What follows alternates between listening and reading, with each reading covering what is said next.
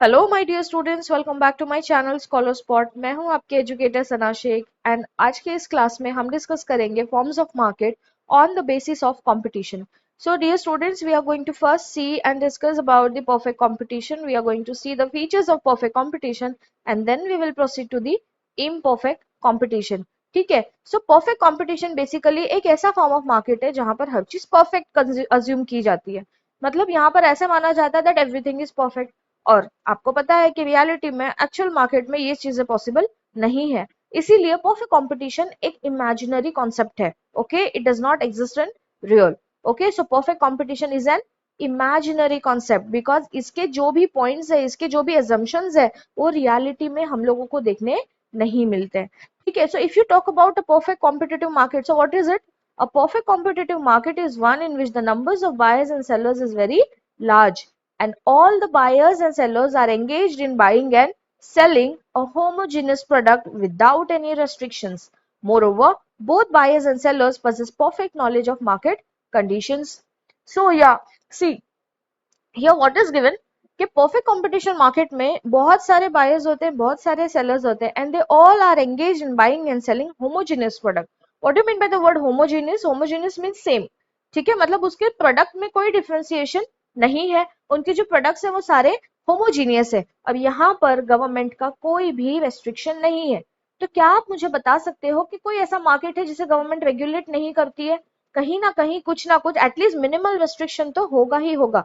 ठीक है। तो इसीलिए हम लोग इसको सिर्फ इमेजिनरी कॉन्सेप्ट मान के चलते हैं बिकॉज रियलिटी में हर एक मार्केट में कुछ ना कुछ रेस्ट्रिक्शंस तो होते ही है। और साथ ही साथ यहाँ पर जो इसका जो डेफिनेशन है यहाँ पर बोला गया है, मिसेस जॉन रॉबिन्सन कहते हैं कि perfect competition prevails when the demand for the output of each producer is perfectly elastic. ठीक है। तो ये परफेक्टली इलास्टिक जब होगा, हर एक डिमांड, एक एक प्रोड्यूसर का जो डिमांड है, जो भी आउटपुट बना रहे हैं वो तब परफेक्टली इलास्टिक होता है, तब हम उसे कहते हैं कि वो परफेक्ट कंपटीशन है।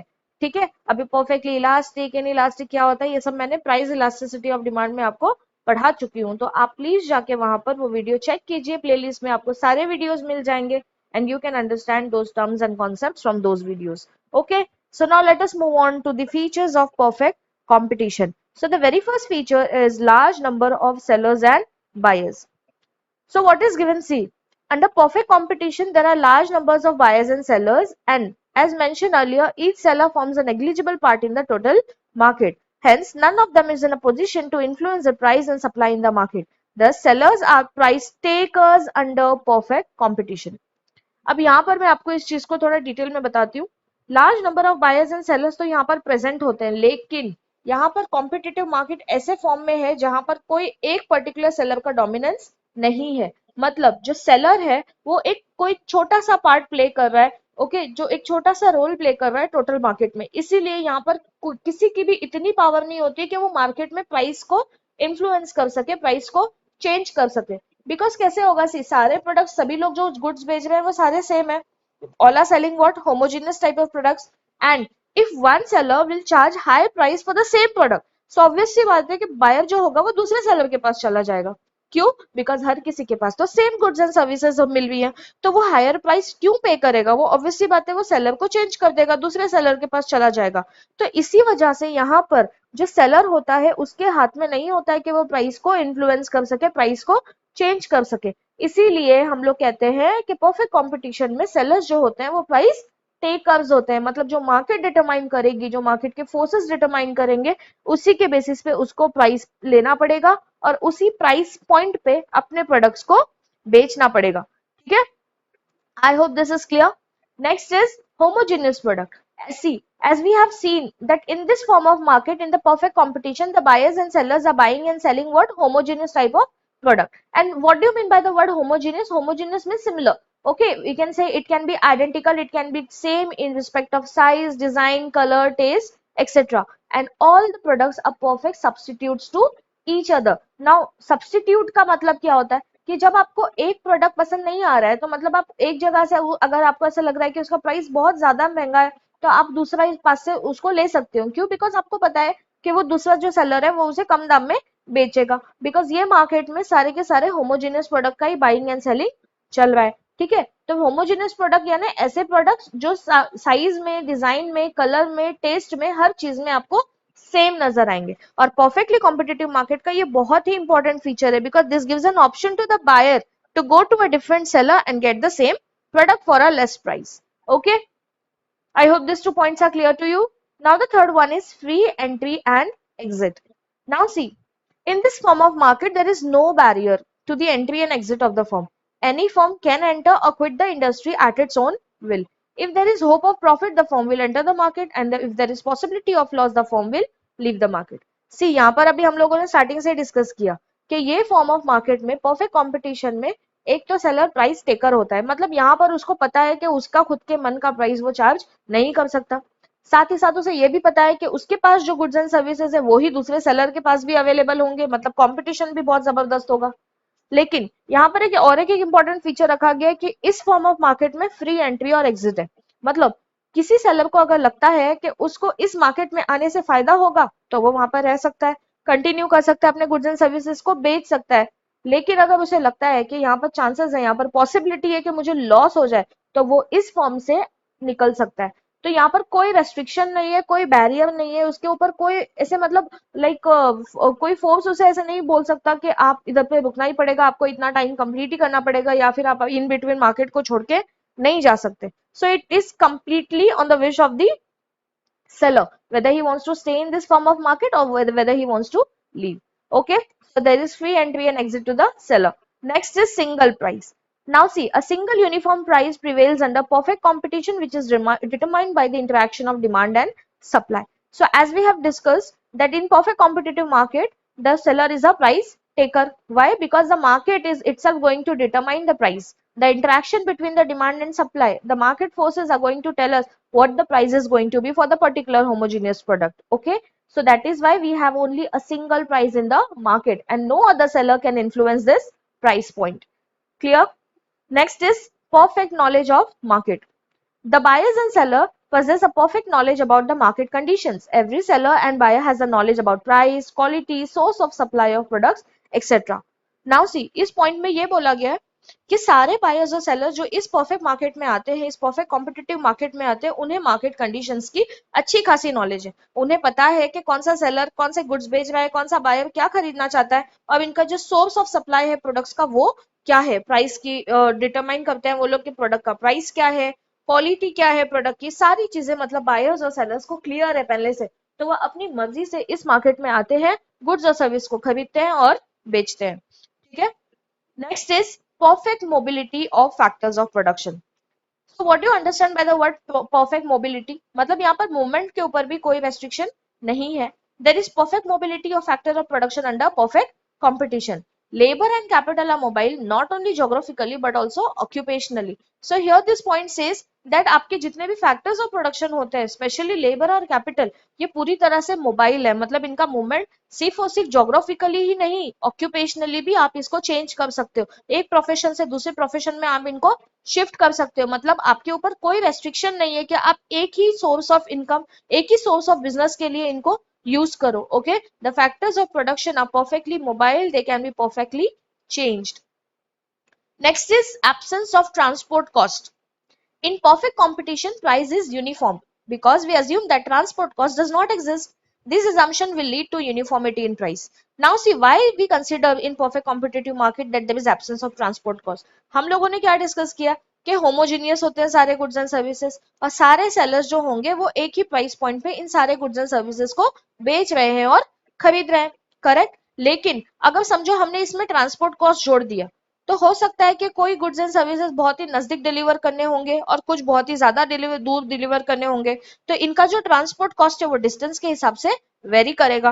तो अगर हमने ट्रांसपोर्ट कॉस्ट उन पर्टिकुलर गुड्स एंड सर्विसेज पे ऐड कर दिया तो उनके प्राइसेस में चेंज आ जाएगा। इसलिए हम यहाँ पर परफेक्ट कॉम्पिटिटिव मार्केट को फीचर्स को ट्रू साबित करने के लिए हम ये कहते हैं कि यहाँ पर कोई ट्रांसपोर्ट कॉस्ट है ही नहीं, प्राइस कैसा है, यूनिफॉर्म है, क्योंकि यहाँ पर ट्रांसपोर्ट एग्जिस्ट ही नहीं करता and we do not have any sort of transport cost here in the perfect competitive market. And the last one is no government intervention.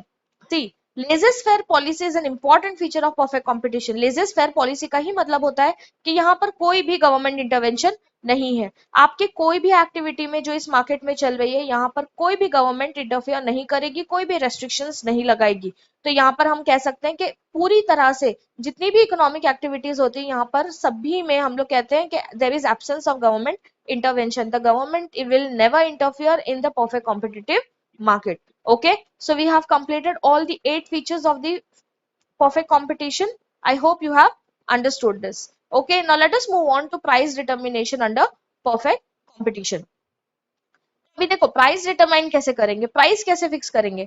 आपको इतना तो अभी तक के समझ आ गया है कि जो भी डिमांड और सप्लाई का इंटरेक्शन होता है उसी के बेसिस पे हम लोग प्राइस को फिक्स करते हैं, correct. so the demand and supply will determine the price of commodity in the perfect competition and this is known as equilibrium price। ठीक है, और इसी को हम लोग क्या कहते हैं, इक्विलिब्रियम प्राइस कहते हैं। मार्शल ने यहाँ पर इसको समझाने के लिए बहुत एक अच्छा एग्जाम्पल दिया है। उन्होंने कहा है कि जैसे क्लॉथ को कट करने के लिए एक पेयर ऑफ सीजर्स चाहिए, ठीक है। जैसे कि उसकी जो सीजर है उसकी दोनों भी ब्लेड रिक्वायर्ड होती है कि हम क्लॉथ को कट कर सके। उसी तरह से मार्केट में अगर आपको प्राइस डिटरमाइन करना है किसी भी फोर्स का, किसी भी प्रोडक्ट का, तो उसके लिए हमें दोनों भी फोर्सेस जो कि डिमांड और सप्लाई है उनको समझना बहुत ही जरूरी है, ठीक है। यहाँ पर आप देख सकते हो कि एक है यहाँ पर table number 5.1 and figure number 5.2 जिसमें डिमांड और सप्लाई का शेड्यूल हम बनाना सीखेंगे। अब देखो इस पॉइंट को समझने के लिए, प्राइस डिटरमाइन कैसे होता है परफेक्ट कंपटीशन को समझने के लिए हम लोगों को या फिर से रिकॉल करना है डिमांड और सप्लाई को। लॉ ऑफ डिमांड और लॉ ऑफ सप्लाई में हमने क्या देखा, सी पहले लॉ ऑफ डिमांड समझते हैं। लॉ ऑफ डिमांड में हमने क्या देखा, that there is indirect relationship between the price and demand. Why, because when the price rises the demand falls down, correct. जैसे प्राइस बढ़ेगा डिमांड कम हो जाएगा और जैसे प्राइस कम हो जाएगा वैसे डिमांड बढ़ जाएगी। In the same way supplier के पॉइंट ऑफ व्यू से अगर आप उसको देखोगे तो सप्लायर क्या कर देगा, मैक्सिमम गुड कब बेचेगा वो, जब उसका प्राइस पॉइंट सबसे ज्यादा हो, करेक्ट। तो डिमांड और सप्लाई के फोर्सेस पे ही हम लोग उसका जो प्राइस है उसे फिक्स करते हैं, तो उसको हम कहते हैं इक्विलिब्रियम प्राइस, जब डिमांड और सप्लाई इक्वल हो जाता है। तो अब इसको कैसे इक्वल होगा ये देखते हैं। अगर समझो 100 रुपीज पर केजी एप्पल अगर सेल हो रहे हैं मार्केट में, उसका प्राइस 100 रुपीज रखा गया है, तो क्वांटिटी कितनी डिमांड की जा रही है 5000 केजीज, और क्वांटिटी की सप्लाई कितनी हो रही है, कितनी क्वांटिटी सप्लाई हो रही है 1000 केजी। तो आप यहाँ देख सकते हो कि प्राइस कम है, प्राइस कम है तो डिमांड ज्यादा हो गई और उसकी सप्लाई कम है, बिकॉज डिमांड कौन कर रहा है, बायर कर रहा है। तो बायर को तो यही चाहिए कि कम पैसे जाएं और ज्यादा क्वांटिटीज मिले, लेकिन सप्लायर क्या सोचेगा कि कम प्राइस पॉइंट है ना, तो मैं इसमें अपने ज्यादा गुड्स नहीं बेच सकता बिकॉज आई विल इनकर loss and that is why he will supply the least quantity. Okay, so here what you can see, the demand is greater than supply. Now see next, when the price of the apple rises from 100 to 200, the quantity demanded falls down and it comes to 4000, whereas the quantity supplied is now increased to 2000. तो क्या हो रहा है देखो, 200 रुपए पे price हो गया, क्वांटिटी डिमांड कम हो गया बिकॉज बायर को महंगा नहीं चाहिए, बायर को सस्ते प्रोडक्ट्स चाहिए, और सप्लाई बढ़ गया बिकॉज सप्लायर को क्या चाहिए, ज्यादा प्रोडक्ट्स बेचने हैं ज्यादा दाम पे ताकि उसे ज्यादा प्रोडक्ट का पैसा मिले। तो अब यहाँ पर देखो इसमें भी फिर से हम देख रहे हैं कि डिमांड अभी भी सप्लाई से ज्यादा ही है। फिर हमने कर दिया 300 रुपए price point. Now we have reduced, now we have increased the price of apple to 300 rupees per kg, so the quantity demand has again gone down। Okay, so see what is now what the quantity demanded is 3000 kgs and supply कितना हो रहा है, फिर से बढ़ा दिया 1000 kgs से, तो 3000 यहाँ पर सप्लाई भी उतना ही हो गया। तो इस प्राइस पॉइंट पे हम लोग क्या देख रहे हैं कि जो डिमांड और सप्लाई है वो दोनों इक्वल हो चुका है, ठीक है। तो ये जो पार्ट है जहां पर डिमांड और सप्लाई दोनों भी इक्वल आपको नजर आ रहा है, ये होगा आपका इक्विलिब्रियम प्राइस। तो इस प्रोडक्ट के लिए, एप्पल्स के लिए इक्विलिब्रियम प्राइस क्या है, 300 है, because at this price point the quantity demand is equal to the quantity supply। Okay, and when we increase again the price from 300 to 400, it goes, the quantity demand will again go down, it will become 2000 kgs and the supply will go on increasing because the supplier wants कि ज्यादा price point पे हम ज्यादा products को बेचे, ठीक है। अब इसी का ही एक्सप्लेनेशन यहाँ नीचे दिया हुआ है, आप एक बार इसको रीड कर लो, टेक्स्ट बुक में अवेलेबल है ये। ओके, और इसको अगर आपको प्लॉट करना है, इक्विलिब्रियम का डायग्राम आपको बनाना है यहाँ पर quantity demand and quantity supplied का, जो हम कहते हैं कि price determination under perfect competitive market, उसका अगर आपको ग्राफ एग्जाम में पूछा जाए तो आपको कुछ कंफ्यूजन नहीं होना चाहिए। सिंपली आपको क्या करना है, पहले डिमांड कर्व बनाना है, और फिर उसी के लिए सेम सप्लाई कर्व बनाना है, ठीक है। इंडिविजुअल पहले आप डिमांड कर्व बनाओगे। देखो हम लोग देखते हैं 500 प्राइस पॉइंट पे क्या हो रहा है, सबसे कम डिमांड है 1000 केजी। 400 प्राइस कम हो गई, डिमांड बढ़ गया, ऐसे देखो। और अब 100 रुपए पे आ गया तो लास्ट में डिमांड कितनी हो गई है, 5000। ये हो गया मेरा downward sloping demand curve from left to right. Now, look at the supply curve now. At the price point 100, the supplier will sell the least quantity, that is 1000. And as the price will go on increasing, that is at 500 rupees, the supplier is ready to sell 5000 kgs. So, the supply curve is sloping upwards from left to right. और इसी point पे जहां पर देखो ये दोनों intersect कर रहे हैं, यहाँ पर जो सेक्शन बीच में आपको दिख रहा है 300 पॉइंट का, ठीक है, तो यही आपका होता है इक्विलिब्रियम प्राइस, जहां पर डिमांड और सप्लाई दोनों भी इक्वल है। समझ आया? एक बार इसको रीड करो, इसके एक्सप्लेनेशन को आप एक बार रीड करो। कुछ भी डाउट हो, कोई भी प्रॉब्लम हो, कोई भी फीचर अगर आपको नहीं समझ आया है तो प्लीज आप मुझे कमेंट सेक्शन में भी पूछ सकते हो। Okay, so we are going to stop here today. I hope you have understood this part. In the next session, we are going to learn about the imperfect competition. Okay, so till then, keep revising, keep studying. Thank you for watching. Thank you so much.